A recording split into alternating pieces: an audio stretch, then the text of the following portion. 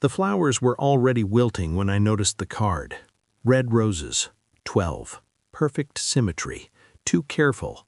Valentine's Day. I hadn't told her where I worked. They sat on my desk like a confession left in plain sight. Marcus stopped beside me, former medical student, the kind who noticed details nobody else bothered to name. He didn't smile. He went pale. Then he grabbed my arm, hard. "Throw those out," he whispered. "Right now. Don't touch them again." I laughed. Reflex. Weak. "They're from my wife." His fingers tightened. "Listen to me," he said. "Go to the hospital. Now." "Why?" "I can't explain here." He looked at the petals like they were breathing. "Just trust me." Trust. A word that had been dissolving in my life for months without sound. I lifted the card. Her handwriting. Soft loops. A heart drawn too carefully. "Thinking of you." Marcus knocked it from my hand. "Hospital," he repeated, "before you take them home." For a moment I saw something flicker in his eyes. Fear. Not for me, for what I hadn't noticed yet. In the car I called her, straight to voicemail. She never missed my calls. The silence felt rehearsed. I replayed the last weeks. Late showers, passwords changed, perfume that didn't belong to our bed, and now this. Flowers I hadn't earned, a gift meant to be seen, public, declarative. I remembered how she'd started touching her phone with 2 hands, protective, like it was fragile or dangerous. At the hospital, Marcus said nothing, led me through corridors that smelled like bleach and tired prayers. We stopped outside oncology. He stared at the bouquet, still wrapped in plastic. "Who arranged delivery?" he asked. "Front desk."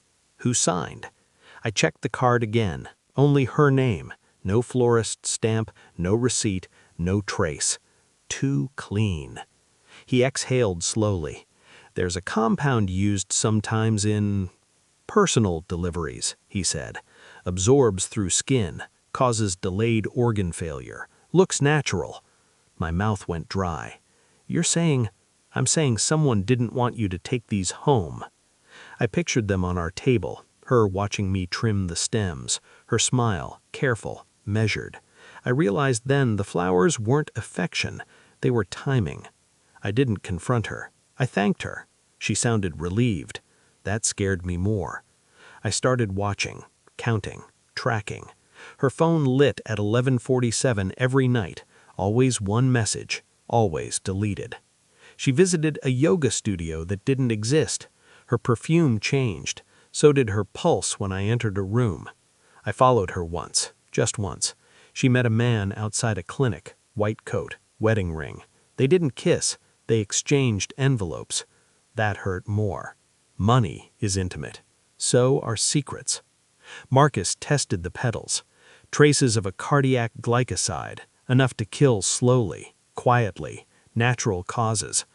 I asked him who would know how to use it. He didn't answer, but he glanced at the clinic logo on the envelope I'd photographed. Reproductive medicine. My hands began to shake. Not fear, recognition. 3 years of infertility, doctors, procedures, hope scheduled on calendars.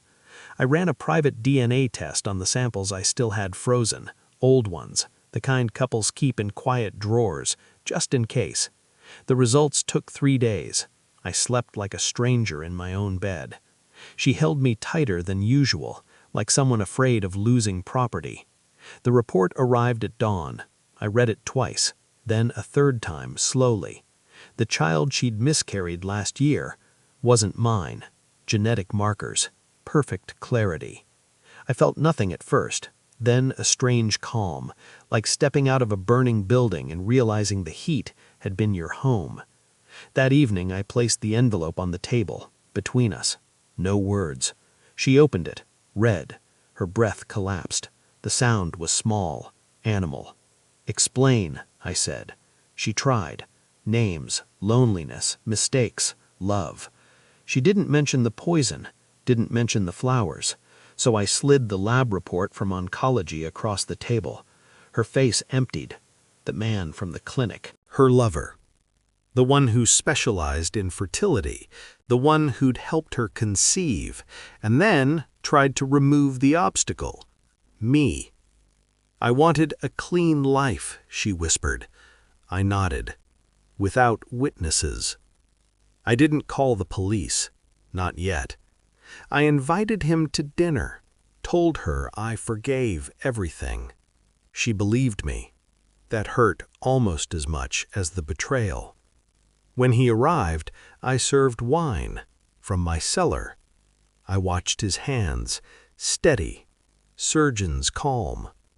I placed 3 documents in front of him: the toxin analysis, the DNA report, and a recording. Marcus had helped with that. A consultation, him explaining dosage, routes, timing, her voice asking how natural it would look. He didn't speak. Neither did she. I poured myself another glass. "You tried to erase me," I said, quiet. "You failed." Then I stood and walked out, left them with evidence and each other. By morning, the police would come. By evening, their lives would be ash. I didn't stay to watch. I moved apartments, changed numbers, sold the house. I never attended the trial. Some endings don't need witnesses. Sometimes I imagine the flowers again. Red, perfect, dead. They were the only honest thing she ever gave me. I don't hate her. Hatred is attachment. This is cleaner. Now, when people ask why I'm alone, I smile and say nothing. Because silence, I've learned, is the safest form of love left to me.